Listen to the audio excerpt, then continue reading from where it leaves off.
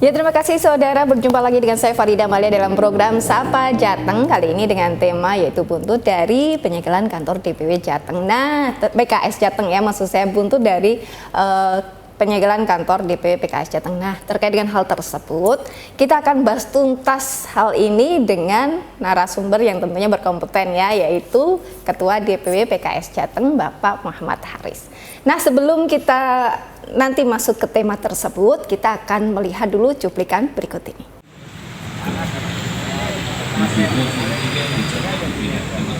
Ya, buat panganan itu dianu loh.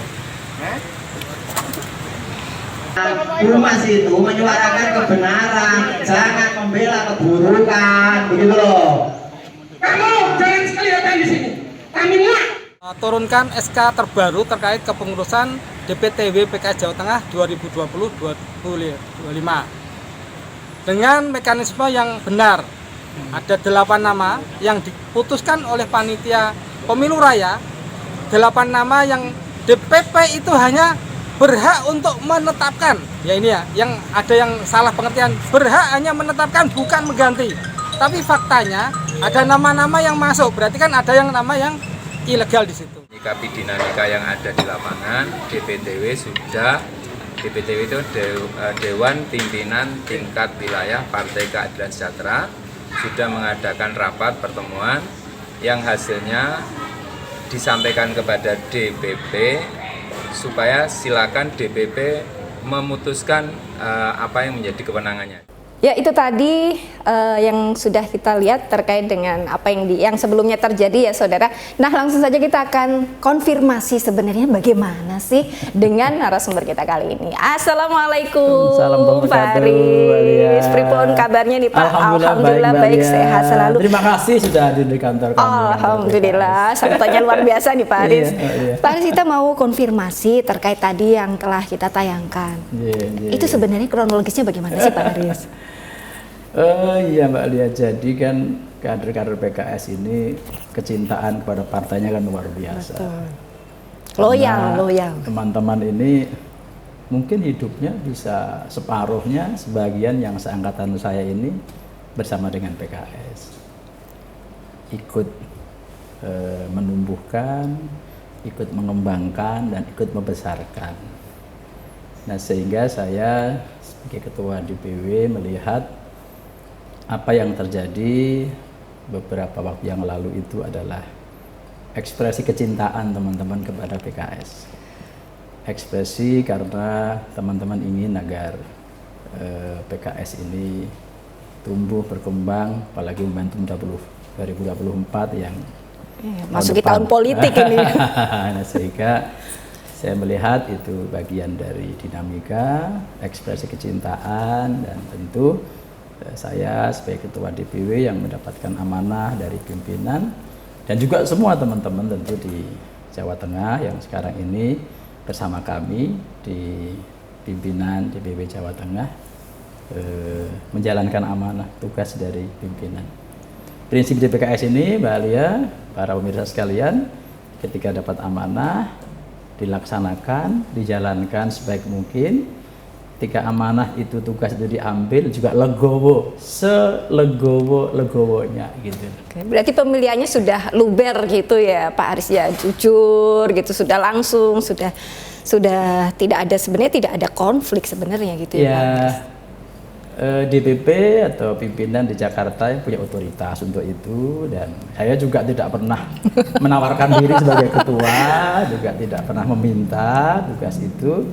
Jadi ketika mendapatkan tugas amanah tahun 2020 yang lalu, akhir tepatnya tanggal 27 Desember 2020 yang lalu, yang setelah itu 2 tahun kena COVID, kami jalankan sebaik mungkin, sebisa saya mengerjakan untuk mulai konsolidasi, kemudian penguatan struktur di DPD, mesin partainya sudah mulai jalan ya Pak Haris ya. Di ranting, bahkan di korte-korte, kemudian persiapan-persiapan yang lain kami lakukan, komunikasi dengan partai politik, dengan ormas, tokoh masyarakat di Jawa Tengah kami lakukan. Karena apa? Karena kami mendapatkan amanah dari pimpinan petugas dari DPP, Dewan Pengurus Pusat, atau DPTP, Dewan Pimpinan Tingkat Pusat. maka kita kembalikan lagi kepada DPP. Berarti sejauh saya dapat amanah saya laksanakan. diemban dengan baik ya Pak Diemban Haris ya. dengan Berarti baik, itu kemarin hanya misunderstanding aja, salah paham seperti itu kurang lebihnya gitu ya Pak Haris. Bahasa yang paling tepat saya katakan itu ekspresi kecintaan Ekspresi kepada partai. kecintaan. Karena cinta ya memang punya ekspektasi yang Iya, tinggi. kepada harapannya partai. tinggi gitu. Tapi akhirnya sudah bertemu kan ini Pak Haris? Alhamdulillah agenda-agenda kepartaian berjalan dengan baik. Pada Alhamdulillah. saat rapat kerja nasional seluruh delegasi DPW hadir, 35 kabupaten kota di Jakarta juga hadir, mendengarkan arahan dari pimpinan, program-program dari pusat yang harus kita kerjakan di DPW dan di DPD. Termasuk juga salah satu keputusan Rakernas adalah Pilpres. Alhamdulillah diterima dengan baik dan siap untuk dilaksanakan di Jawa Tengah berikut 35 kabupaten kota di Jawa Tengah. Oke, berarti sudah clear ini kan, sudah ini ya, udah bertemu, sudah clear, sudah tidak ada lagi perbedaan seperti itu ya Pak Haris ya. Posisinya lagi karena mandatori kami ini diberikan oleh DPP mengembalikan sepenuhnya kepada Dewan Pengurus Pusat atau Dewan Pimpinan tingkat pusat gitu. Tugas saya bekerja menjalankan apa yang menjadi tugas dari pimpinan sebaik-baiknya, semaksimal mungkin, dan saya tidak pernah sekali lagi menawarkan diri atau melamar jadi ketua DPW. Saya dapat tugas, saya mengerjakan dengan baik, dan sekali lagi untuk kepemimpinan ya kita kembalikan kepada. Oke, berarti semuanya DPP. sekarang saat ini sudah dalam satu atap, Amin, sudah amin. sudah raket lagi Amin, gitu amin, nggih ya Pak Rabbal Haris Alamin. nggih. Oke, berarti sudah kasus yang kemarin itu kan sempat ramai itu Pak Oh, Haris gitu ya? di media kan ramai. Ini kantor DPW PKS Jateng kok sampai disegel. Nah, selama ini kan masyarakat nggak pernah dengar hal-hal seperti itu. Terus kemudian ada rame-rame seperti itu. Nah, kita tuh cari Pak Haris di mana? Kita mau konfirmasi. Nah, setelah tadi Pak Haris menjelaskan, kita akan menanyakan lebih lengkap lagi, lebih jelas lagi terkait dengan kesulitan PKS yang di Jawa Tengah ini. Tentunya usai jeda pariwara berikut ini.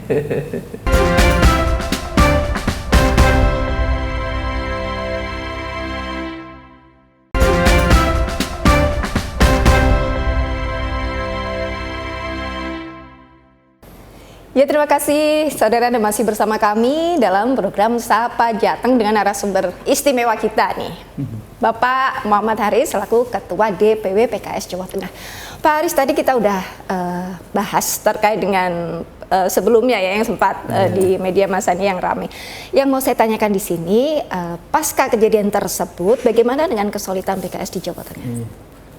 Ya, alhamdulillah saya sudah lebih dari 20 tahun di PKS ini sejak lahirnya. Lama ya Pak Haris ya, teruji lah. Saya pernah menjadi anggota DPRD Jawa Tengah dari PKS 2 periode, kemudian menjadi wakil wali kota Salatiga dari PKS 2 periode juga. Jadi hidup saya ini lebih dari separuhnya mungkin untuk partai gitu. Jadi bagi kami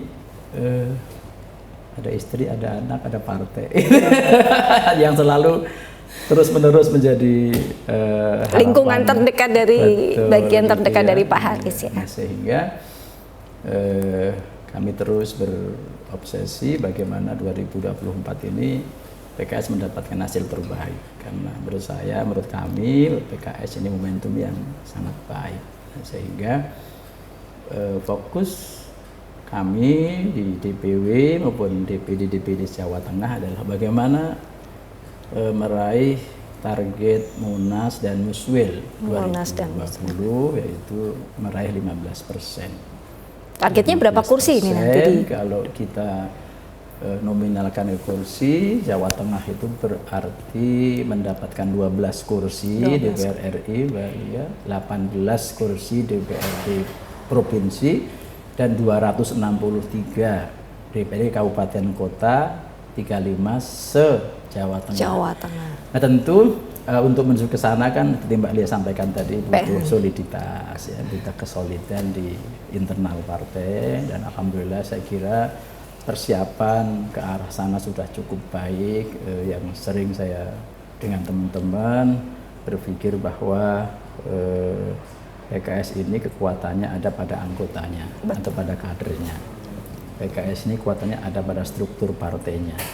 Mungkin juga PKS ini kekuatannya pada bakal anggota dewannya. Maka 3 variabel itulah yang terus kami konsolidasi agar dalam kondisi yang solid sehingga siap untuk terbang nyongsong 19 atau 14 Februari 14 Februari. Ya berarti ini sudah kolaborasi yang klop gitu ya. Insyaallah, Ini ya. bagi Pak Haris ini selain sebagai amanah ini menjadi PR besar nggak? Misalkan bisa mencapai target yang tadi disampaikan. Ya, tentu PR besar, tugas yang tidak ringan Mbak Lia, karena kami sekarang di DPR RI, Dapil Jawa Tengah baru mendapatkan 5 kursi. Iya. Dapil 1, Dapil 4, 5, 7, dan 9. Menuju 12 kan lumayan, harus 7 kursi lagi. Untuk provinsi juga sama, dari 10 menjadi 18. Kami harus mengisi dapil-dapil yang kosong yang selama ini belum dapat kursi, dan harus terlipat di beberapa dapil yang lain. Berarti mesin partainya sudah semakin dikencangkan lagi nih Insya ya Allah, Pak Haris. Insya Allah mesin partai dalam kondisi yang bagus, ready, kader-kader atau anggota juga dalam kondisi ready, dan insya Allah sebentar lagi kita akan konsolidasi di BCAD-nya, bakal calon anggota dewannya. Karena bagaimanapun kalau di masyarakat kita ini orang memilih partai sangat terkait dengan siapa calegnya. Nah itu dia nih, apalagi yang kemarin sempat ada yang informasinya mau proporsional tertutup, seperti itu kan, jadi masyarakat padahal kita kenalnya dari sosoknya ya Pak Haris ya. Iya, jadi kalau tertutup ini Kita nggak tahu tuh. nggak tahu. Iya, ibaratnya ya maaf seperti ini kucing dalam karung. Betul, gitu. Maaf loh ini Pak Ya, Haris, sebenarnya iya, kalau seperti kita kan saya kira kita nggak tepat. tahu nih sosok siapa yang kita ambil. Saya kira artikulasi ungkapan Mbak Lia cukup tepat, ya. Apalagi kalau kita kaitkan juga ini pilkada sudah langsung. Betul. Seharusnya kan agar ada koherensi politik itu, keselarasan ini juga kelihatan, siapa tahu sosoknya, nanti pilkada pasti juga Iya. sosoknya jelas gitu ya. Jangan sampai memang- kita nggak tahu yang kita pilih ya Pak. PKS, untuk Jawa Tengah masih yang berharap agar MK, ya KPU dan semuanya ada pilihan di terbuka. Iya harus, apalagi ini kan sudah mulai jalan untuk yang partai-partai seperti Iya, itu ya Pak Haris. iya. Sosialisasi juga nggak bisa dilakukan sadek-sayet kalau Benar. orang Jawa. Iya, betul sekali Mbak. Itu kan perlu juga. Kalau hanya gambar partai aja kan Nah, pemilih tidak tahu siapa iya. yang mewakili partai tersebut. Siapa yang ada di dalam partai Nah, itu? itu dia. Kalau begini kan tahu, oh ternyata Pak Haris yang ada di situ. Iya, Mbak Dia. Ya, Pak Haris, kalau 2023 ini kita masuki tahun politik. Betul, iya. Segala macam hal-hal kecil, gesekan kadang bisa menjadi kobaran gitu ya Iya, Pak iya, Haris. Dan itu pun tidak hanya di 1-2 partai, semua partai pasti adalah konflik internal seperti itu. Untuk mencegah supaya tidak terjadi konflik internal, meskipun hal-hal yang kecil itu, bagaimana Pak Haris sebagai ketua DPW setidaknya ngomong kader-kader ini ya Iya, Pak Haris ya? Ya, saya kira penting ya kita di partai ini semua melakukan edukasi terhadap para anggota, para kadernya, sehingga tidak ada gesekan atau konflik internal, apalagi juga nanti antar partai politik. Dan salah satu faktornya tentu adalah kita perlu melakukan pendidikan politik. Kita cerdaskan aktivis partai politik, kita cerdaskan juga para pemilih. Sehingga ketika mereka melakukan kegiatan-kegiatan politik itu, ya siap dengan segala karakteristik berdemokrasi. Jadi kan demokrasi ini kan pasti ada perbedaan. Betul. Perbedaan ini adalah hal yang wajar. Yang tidak wajar adalah perbedaan menyulut konflik.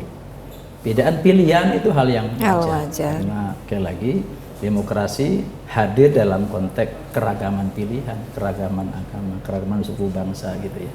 Nah sehingga kalau edukasi bisa kita lakukan, insya Allah konflik apakah internal apa antar partai tidak akan terjadi gitu. Banyak orang sering mengatakan demokrasi ini akan hidup di kalangan orang cerdas dan ketercukupan secara ekonomi.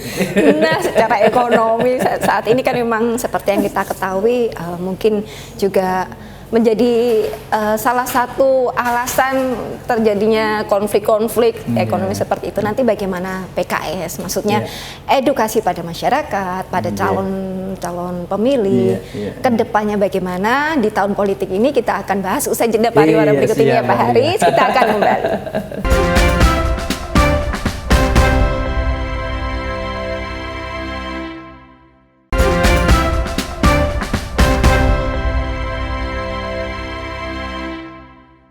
Ya, saudara, masih bersama kami di Sapa Jateng, kali ini dengan tema buntut dari disekelnya kantor DPW PKS Jateng. Nah, saat ini kita sudah akan bahas terkait dengan kesulitan PKS yang tadi sudah kita sampaikan dengan Pak Haris. Nah, ini Pak Haris mau menyampaikan lagi terkait dengan edukasi untuk masyarakat, salah satunya yang tadi disampaikan di segmen kedua ya Pak Haris ya. Monggo, ini bagaimana nih Pak Haris? Iya, saya kira kita ini sudah beberapa kali menyelenggarakan pemilu, Mbak Lia, di negara yang penduduknya sangat besar, 270 juta lebih dengan pemilih hampir 200 juta. Kita bersyukur bahwa bangsa kita bisa melewati momentum pemilu itu dengan baik. Ada sih gesekan, ada kontraksi memang, tetapi tidak begitu parah lah ya, tidak terlalu menghadirkan konflik-konflik yang sampai mungkin korban jiwa. Meskipun ini sesuatu yang sangat bagus di negara dengan tingkat ekonomi yang belum begitu sejahtera, dengan jumlah keragaman yang luar biasa, dengan jumlah partai politik yang sangat banyak. Yang kita juga tahu lahirnya parpol di Indonesia ini kan beda dengan negara-negara yang lain ya.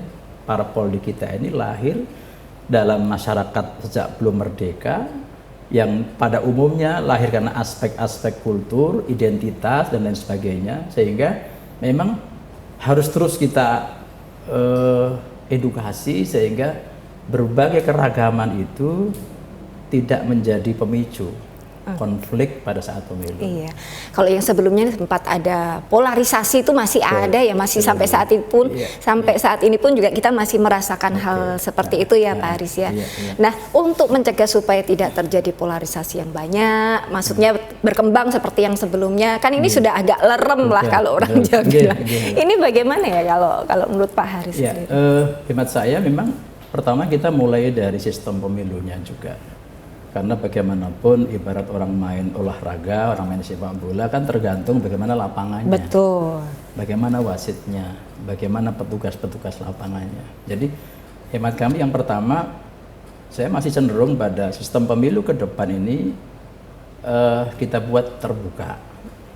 Karena dengan demikian sekali lagi kompetisinya itu lebih fair, lebih produktif. Orang milih itu karena calegnya dia, itu teman saya misalnya gitu. Yang kedua juga karena ini terkait dengan momentum pileg dan pilpres, Mbak Lia sudah menyampaikan polarisasi tadi. Kami juga berharap semoga tidak hanya 2 calon. Hemat saya 2019, 2014 itu agak kenceng polarisasinya karena hanya 2 calon. Kalau saya berseloroh, kalau 2 calon itu yang menang cuma 1, yang kalah nggak ada temennya gitu. Kalau yang kalah ada temennya itu, ada teman saya yang kalah juga gitu. Gitu. Kalau malu-malu ada temennya lah kira-kira begitu. Ini karena 20% mungkin Pak Haris. Itu dia yang saya sampaikan, karena PT kita tinggi, gitu 20%. Tapi kalau kita lihat mozaik distribusi kursi di DPR RI memungkinkan sih untuk lebih dari 2 atau 3 pasang gitu. Iya, makanya PKS. Biar pemilih ini juga bisa ada pilihan multiple choice gitu. Bukan ini. Iya. Saya matur begini karena mengalami, Mbak. Bagaimana?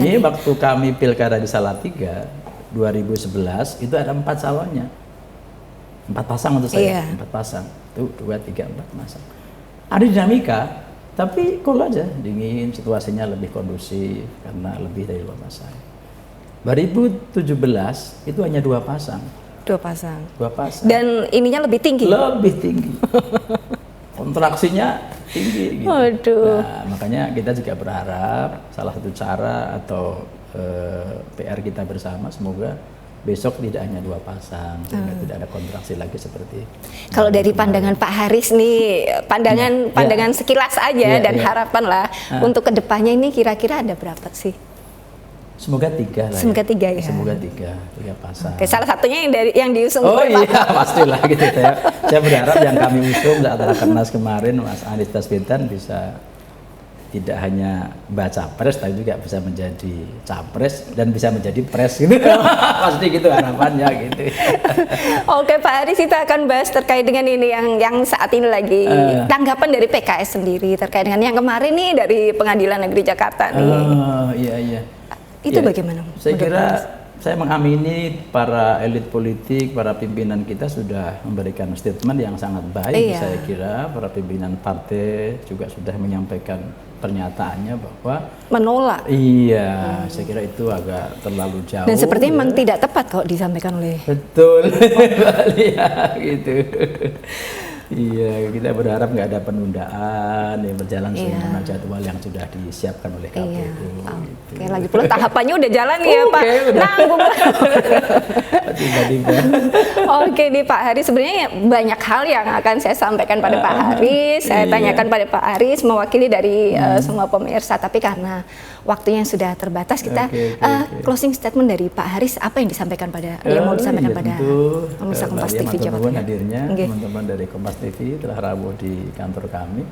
Ya, masyarakat Jawa Tengah tentu ya masyarakat yang terpolseliro, masyarakat yang cukup berbudaya, sehingga mari kita memasuki tahun politik mulai 2023, 2024. Kapal obsesi di kepala ini panas, hatinya harus dingin. Gitu. itu yang mensinkronkan itu loh Pak Haris caranya. Yang pengurus partai kah, yang caleg kah, yang masyarakat, mari kita sikapi berbagai perbedaan ini hal yang wajar saja gitu. Ada perbedaan pilihan, hal yang normal saja. Kadang adu argumen itu memicu jadi kepikiran, akhirnya tetangga antar tetangga aja kadang beda loh Pak Haris. Kadang-kadang bukan tetangga, suami istri aja beda pilihan bisa rame. Iya ya, karena sama-sama punya argumen masing-masing, tapi semoga ini nggak terjadi, tapi justru malah mempererat ya Pak Haris ya, justru dalam satu ruang lingkup keluarga mungkin dengan ada pembicaraan politik, dengan ada edukasi justru lebih mendewasakan. Saya kira istilah pesta demokrasi itu kan benar-benar pesta, senang lah gitu, gembira gitu ya, gembira. Bukan saling menghujat ya Pak Haris ya. Kan nggak ada orang pesta pernikahan saling menghujat itu. Oke, kita berharap semoga nanti kedepannya semuanya akan berjalan dengan lancar, dengan baik, dan tidak ada lagi polarisasi. Indonesia akan menjadi lebih jaya dan lebih baik kedepannya. Oke, matur suwun Pak Haris atas waktunya. Terima kasih juga atas rawuhnya di kantor kami. Terima kasih saudara atas perhatiannya. Kita berjumpa lagi di Sapa Jateng berikutnya dengan tema-tema menarik lainnya. Farida Amalia mewakili kerabat kerja yang bertugas mengucapkan terima kasih. Sampai jumpa. Kompas TV, independen, terpercaya.